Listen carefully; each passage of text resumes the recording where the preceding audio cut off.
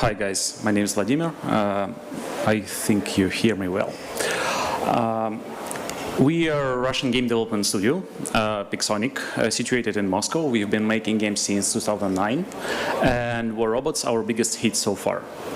I'll talk about the things that I think bother every game studio, no matter what game you're working on, what genre, what platform. Still, at some point, you have to think of them. Like, we've got some revenue now.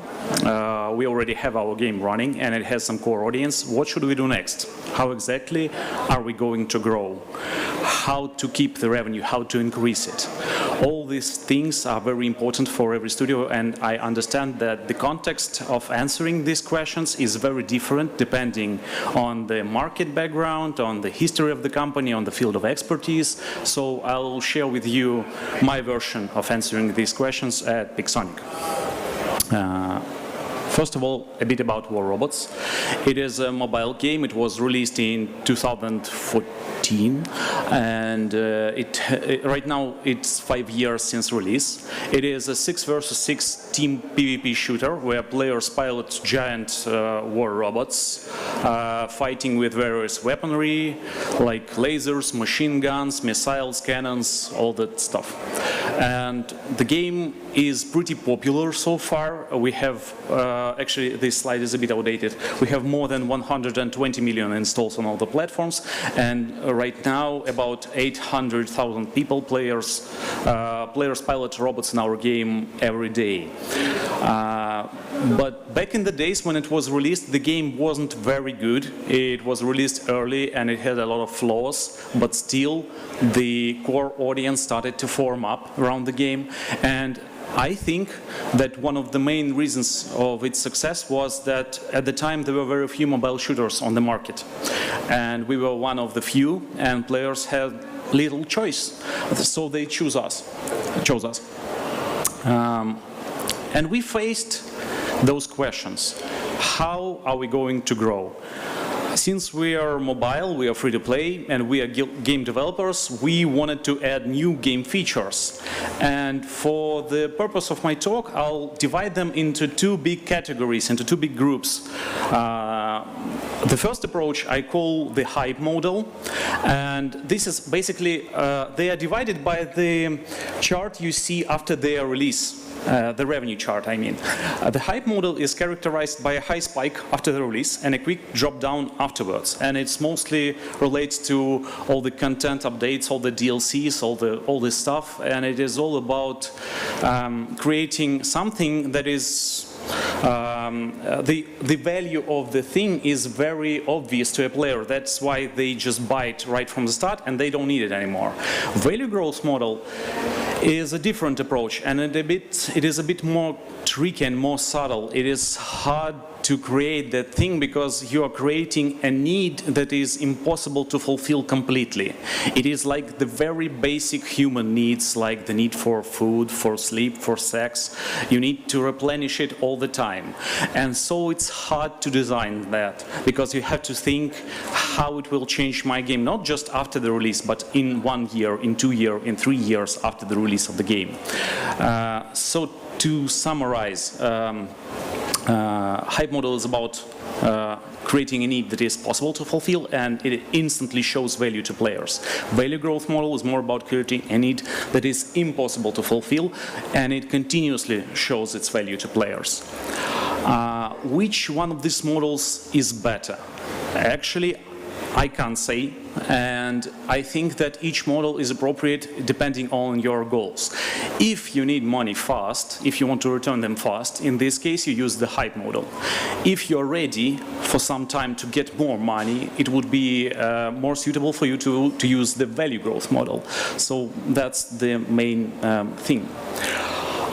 Now let's try to compare the real features of our game, which serve as a, I think, perfect example of these two approaches.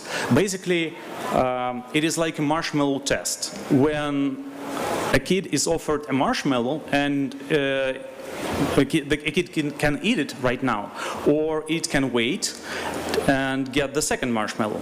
And back in the days, in 2015, we actually failed that test. I have to admit, we ate our marshmallow. We wanted our game to grow fast, and we needed budget to increase our user acquisition. That is why we chose the hide model approach, and we created a lot of features that were strived towards that goal. But the most successful one is the gacha. First of all, what do you need to create good gacha in your game? You need to have a lot of low-value items, because you want to keep the price of using the gacha low. Basically, it's like Kinder Surprise or any kind of a toy with a chocolate egg. You have a surprise inside, but even if you don't like the surprise, still you have the chocolate and you're satisfied with it.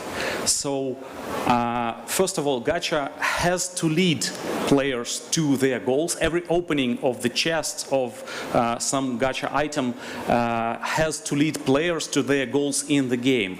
And every use of gacha should stimulate the positive feedback. And it's the problem for a lot of gacha models in games. And it was a problem even for our gacha also, because right now I know that I shared with you, but at the time we actually didn't plan this like that.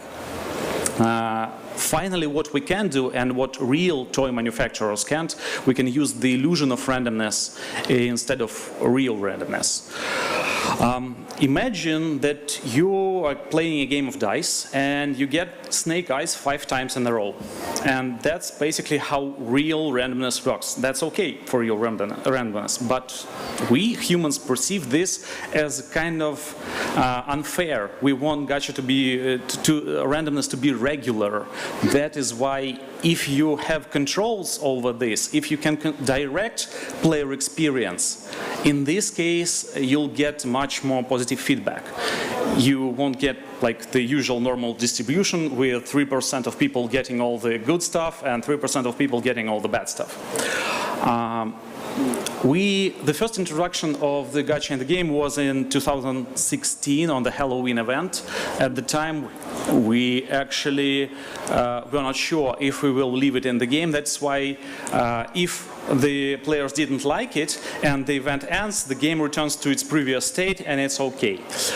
There were very little UX features done at the time. It was just one type of chests, basic current event currency that was earned from battles, and you can open the chests with this currency and get rewards.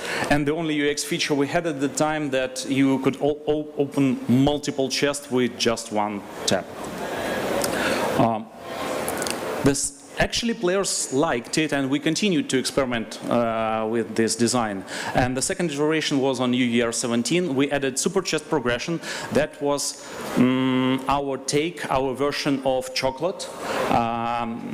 We were trying to get players engaged into long term, and every opening of the chest added a small percent of this progress bar. And when the progress bar filled completely, then players got a very good reward, like a lot of stuff. The third iteration was on Lunar New Year 17, and we added 2 more chests for people who actually want to use gacha more frequently, and for those who want only premium rewards, and so that player now can choose the price and the chest they want, but they are still earning the currency from battles.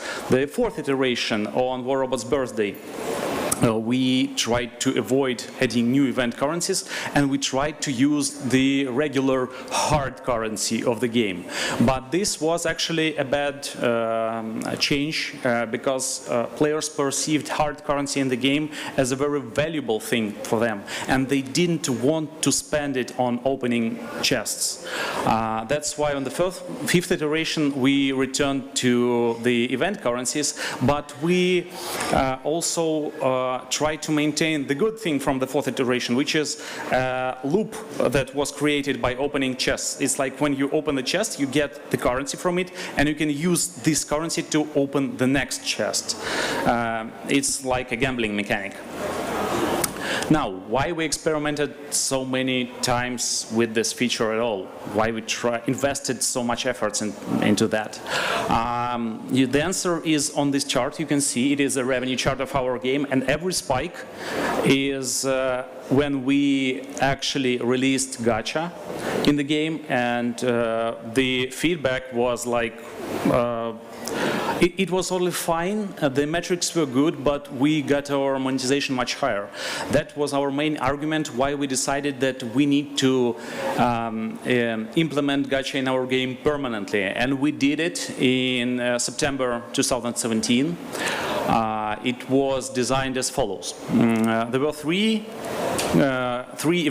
currencies called key cards. They were red, green, and blue, and each of the colors represented time-limited seasons, so that when, for instance, a red key card season ends and players get compensated for all the key cards they have left on their accounts, now they have to earn green key cards. In this way, we wanted to prevent this currency to stack up, to hoard on players' accounts.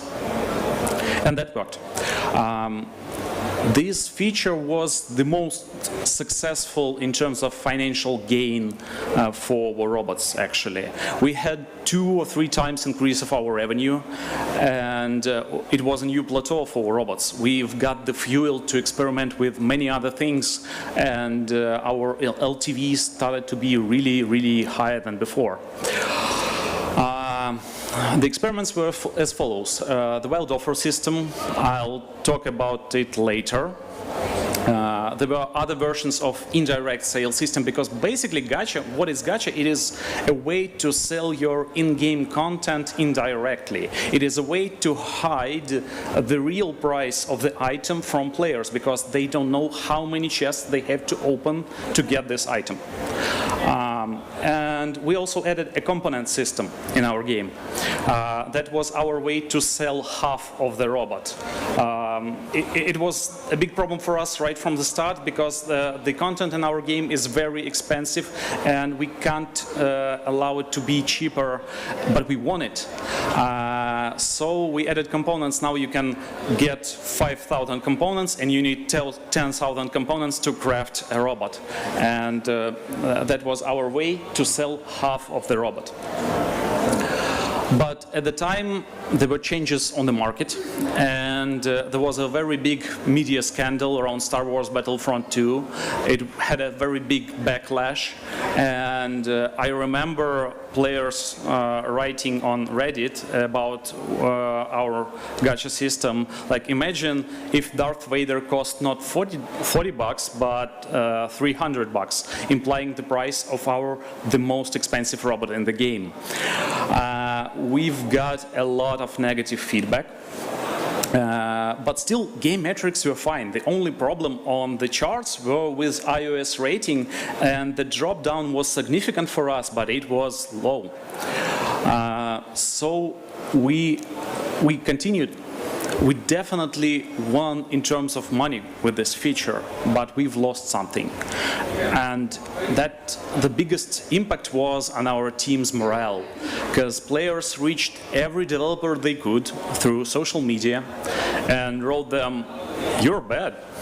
You suck. We don't like what you do with the game. Please stop it."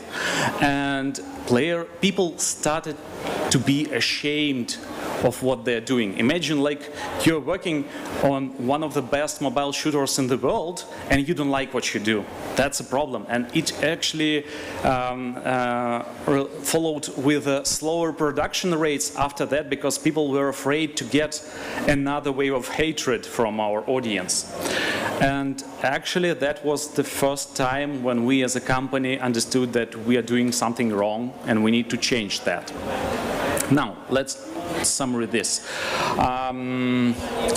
Things for Gacha that worked very well. Event Gacha theming, and we continued to do that. Even after we implemented Gacha permanently in our game, we still continue to create event themes for Gacha, because it attracts attention and it works very good. If you have some exclusive content in Gacha, it also serves as a way to boost your players' engagement in that feature. If there is some in-game content important for players that they can get only only from Gacha, it is good for this feature. And you should always try to address the needs of the most frequent users of this feature, because, for instance, we found that players don't really like to get currency from the gacha. They want to get content, they want to get robots and weapons. And we adjusted our drop table. We edited drop lists so that there would be fewer currencies. What didn't work? The progress bar, it didn't work. Nobody likes to open 700 chests to get super chests. It doesn't work as a goal. It's too long and too hard to make it for players. Additionally, nobody likes to win half of the robot, and components don't work well as a good prize, in our game at least. There was a period when we wanted to buy our users' loyalty and to increase the rewards in Gacha.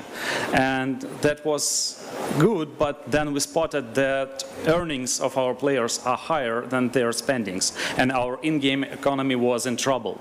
And you need also to think about that, to control the in-game economy. So it's not very good, and actually it didn't result in a boost of retention after that. So we wanted to get our retention higher, but it wasn't.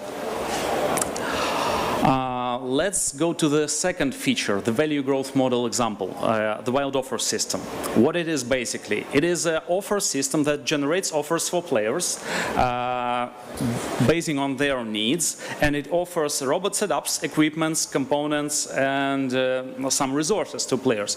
But also, although the offer is generated, it is set in the boundaries on the back end by game designers. Like, you can have a discount from 10% to 25%, you can offer this type of robot and offer this type of weapon, but you can't offer this type. But in all the other stuff, it just generates them. The design pillars were as follows. First of all, iterative approach. In the beginning, we don't know anything about our user, and we just bombard them with a lot of offers. We are firing a shotgun of offers at them, and you can see here an imaginary dialogue between the system and the user, and at first it tries to offer different kinds of animals to user, but then at some point the system understands that this particular user likes lions, and it tries to offer him accessories for lions. In this way, we can get from a very grape shot shooting to sniper precision aiming offers. The second principle is bargaining. It's very basic. If you say no, if you reject the offer, the next time you'll get it with a higher value or with a lower price. But if we used only these two principles, the best behavior to address this system would be to turn down every offer till you get the lowest price for the maximum value for the lowest price.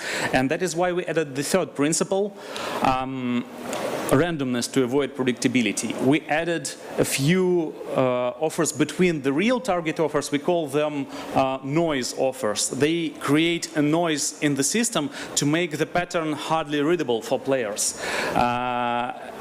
You can see here the orange outlined ones are real target offers, and the black ones, and the black ones are noise offers. Sometimes people buy them, but that's not their main goal. Their main goal is to disguise your algorithm.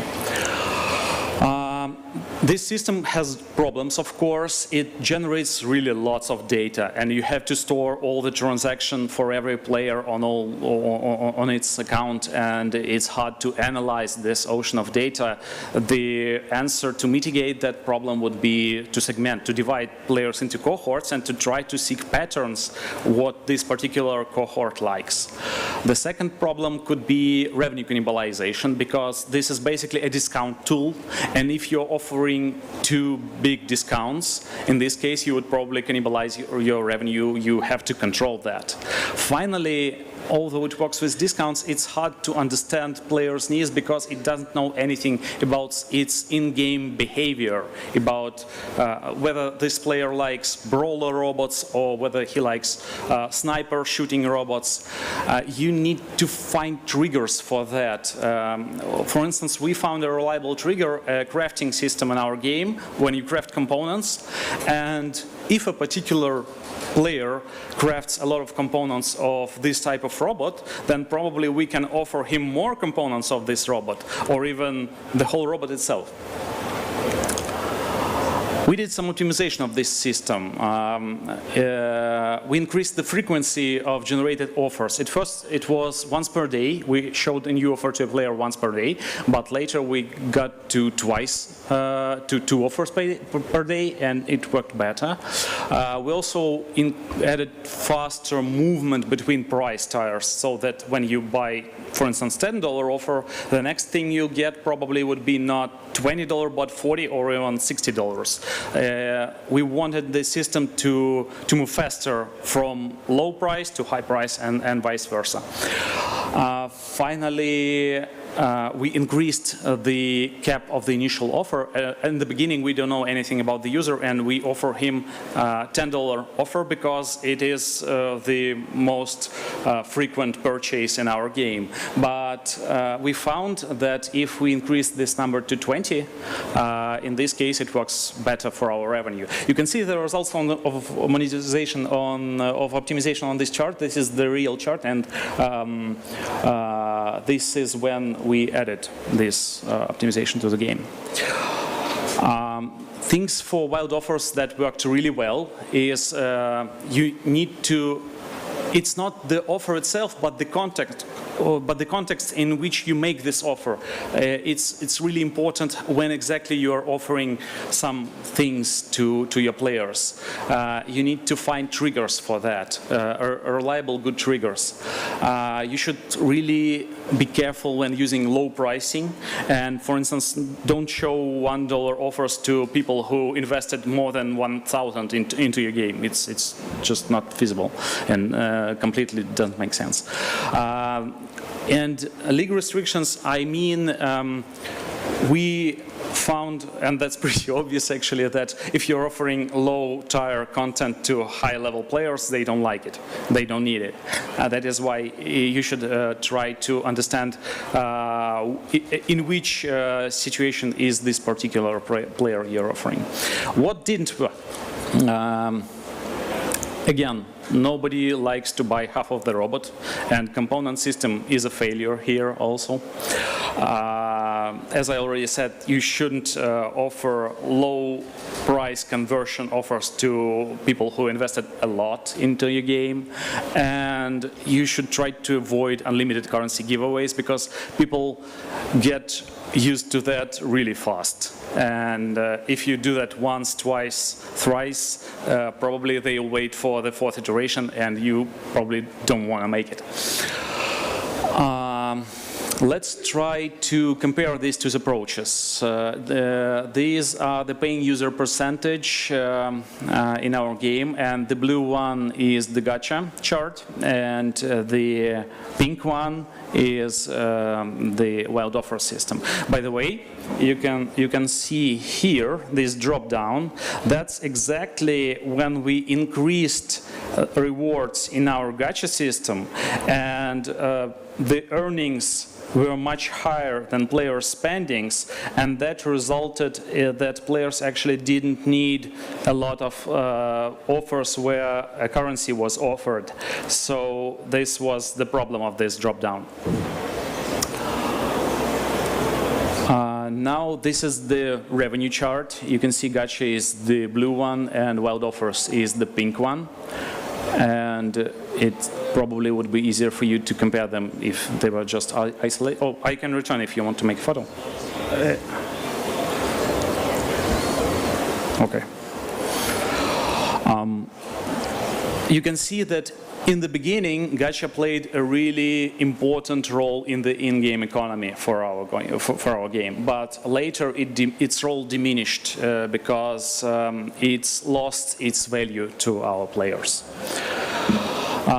The results of this new approach were very good. Our team crisis internal faded away. And that's not just because of these two features. We had worked on many features asked by our players, improving the user experience. And our user rating in the end of 2018 was higher than ever before.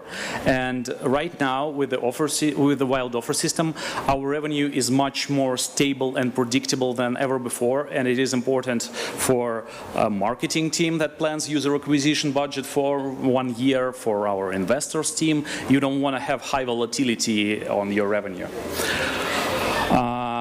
This was the feedback from our users on the March update in 2019. You can see that we released UX improvements there, and players actually rated them high. So, what we've learned. For us, long-term planning works much better. If we think of features like what it will become in 1 year, in 2, in 3 year perspective, it is better for us. It is much more stable and predictable. We shouldn't underestimate the influence of our game community on the minds of our team. Even if it isn't shown in any metrics, still we are all humans, and we don't like when people say that we are doing something evil. And for us, uncontrollable growth was very bad. It is much easier to grow not in a very quick way, but much more predictably. Thank you for watching. I'm not trying to say that Gacha is evil here. I know a lot of games where Gacha was designed according to principles of the value growth model, and it is showing its value to players continuously, and it works fine.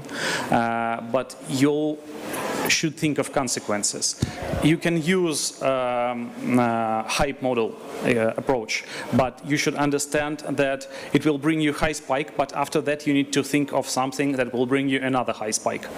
So you need to change these things quickly, or you can use this model, the value growth model. Actually, we use them both, and you can do that too. Probably you do that already. Okay, that's all. Thanks.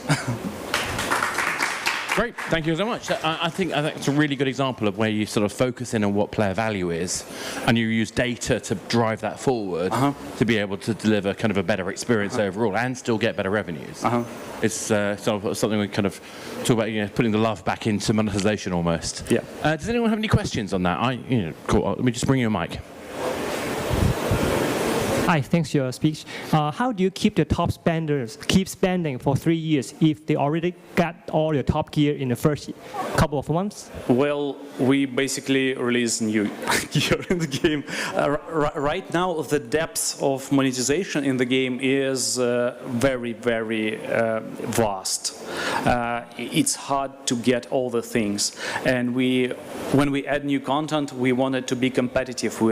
We know that our top players always want to increase their power in the game, and we add new things, new dimensions. We added modules, we added pilots recently. All the things affect your in-game power, and we are basically selling power in the game. And it's kind of interesting when you think about selling power in a game, because I remember when Ben Cousins was first doing Battlefield Online, this is like 2011, and when they first went free to play, everyone was saying, no, you must not buy things of power.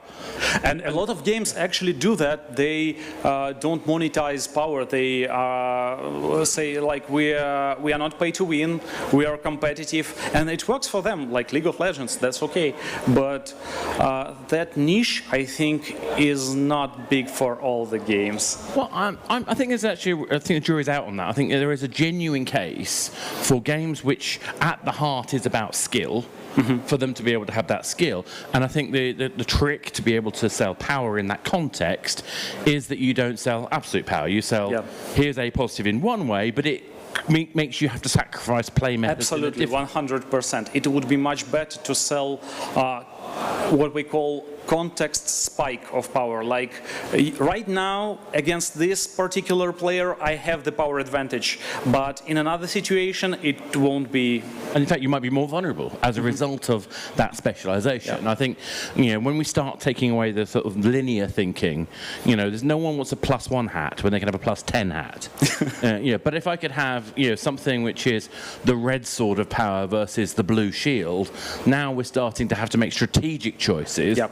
And actually, what I think happens when I look at analysis of monetization there is that people care more about the things they bought. Yep. And if they care more about the things they bought, I don't know if you find that with the robots, I imagine you do, that people actually then start looking back at what they've spent and go, hey, that was pretty cool. Look at my collection of amazing robots. You know what? Probably you heard the term about among the players' communities, they call something OP, overpowered. And we find a very nice correlation between the things that players call OP and what they buy. They hate it because it ruins the game balance, but they buy it. They want it.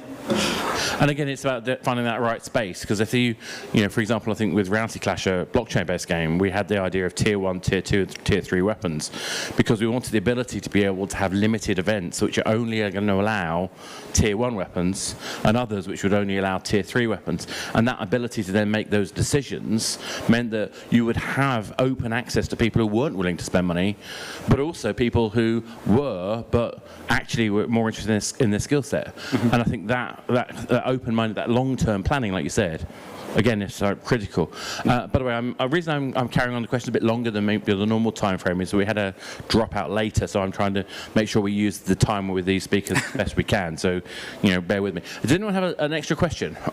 I could literally talk about this for days, but I think that's us done. So thank you very much. Thank you guys for listening. Thank you for coming.